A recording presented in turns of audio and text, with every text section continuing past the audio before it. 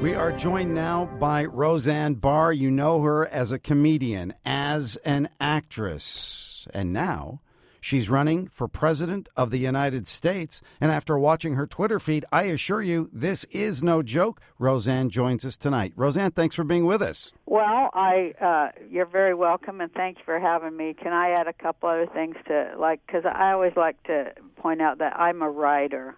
Absolutely. And, that's important to me. But and a also businesswoman. A sex symbol. You forgot that one. And a sex symbol and a very successful businesswoman. Oh, well, thank you. Yes, I am. You are. And you know what? That's important right now, too, It sure because is. the economy is huge. Jobs are obviously a problem. So I want to get right to it. What was it? What was the moment where you said, you know what?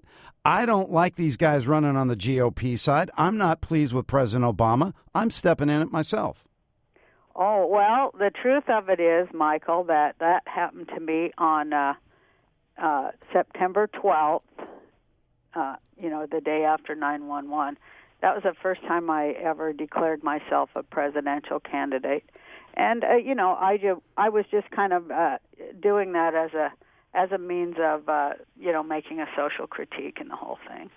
But as the years passed, I got more and more drawn into it. And, specifically through the last election, I was, all over the place talking about running for president. I was on Larry King's show, and I've done international interviews about it, and I just have never stopped. I mean, not to go on too long. I know I love to talk, but yeah, the day after 9/11, when I kind of had a thought of, I had a thought that something really bad could be on its way, but at the same time, I was heartened because I turned on the TV, and there were all these New Yorkers, and they're like these guys in suits were bringing water to the people who do the actual work, the police and the firemen, and I never saw anything like it. It totally blew my mind because I'm like, the speculator class is actually noticing the working class and the people who do. I knew it was the beginning of a whole new reality for America, so I was excited about it, because I never saw anything like that. Here's the other thing, too. You have never BS'd. I've interviewed you a million times through the years. You have never lied. You don't BS. You tell the truth. You don't hold back on your feelings. If somebody is taking a look at you as a candidate, bottom line, whether they agree with you or disagree with you politically, at least you're going to tell the truth. That is exactly right. I have never lied, and I'm not about to start now. Oh, no, not when I'm rich. I won't start lying when I'm rich. Geez, that's my ticket to, tell even more truth. I've been rewarded for that. I was not punished for telling the truth, which that's a big deal in America. I was rewarded for telling the truth, and nobody had to die to make me rich, and I created a lot of millionaires. I created a lot of people bought houses and send their kids to college on the jobs that my show created. It created over $1 billion in revenue for several different networks, and it had a good message, and that message was that the American family is strong, but they need a hand. And, you saw Dan and Roseanne go all the way down to the bottom, too. Yeah.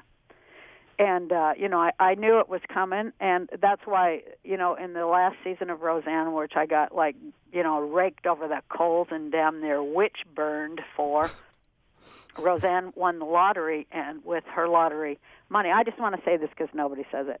Go for it. She bought the town factory and gave it to the town people. So I wanted Roseanne Connor always to be a working class hero because that's how I was raised. I mean, those are my ideals. I didn't sell out my ideals. And most rich people, I would say, this is why I'm not and I'm a synthesis between right and left. I'm middle. I think that regulated stock markets, since they're an instrument, I think they could be fixed and the instrument could be applied correctly, and we could make 10 billion times the money we're making right now by doing the right thing at the right time for the right reason, and that is a very pro-American message. Roseanne Barr, actress, businesswoman, writer, and perhaps, ladies and gentlemen, the next president of the United States. Thank you for the time. And tell you what we'll do. We'll put up a link on our website at dailyrapwsj.com for the entire podcast with Roseanne. And as you know, she pointed out, she is quite serious, absolutely quite serious about running for president. Her website, I'm just looking it up right here, is roseanneworld.com, and she's very serious about running for president under the Green Party label. As the Daily Wrap continues, we're going to be talking about the gun carry laws that are obviously, well, excuse the terminology, under fire in Florida following the Trayvon Martin case. A new law up in Oklahoma. Straight ahead here on the Daily Wrap.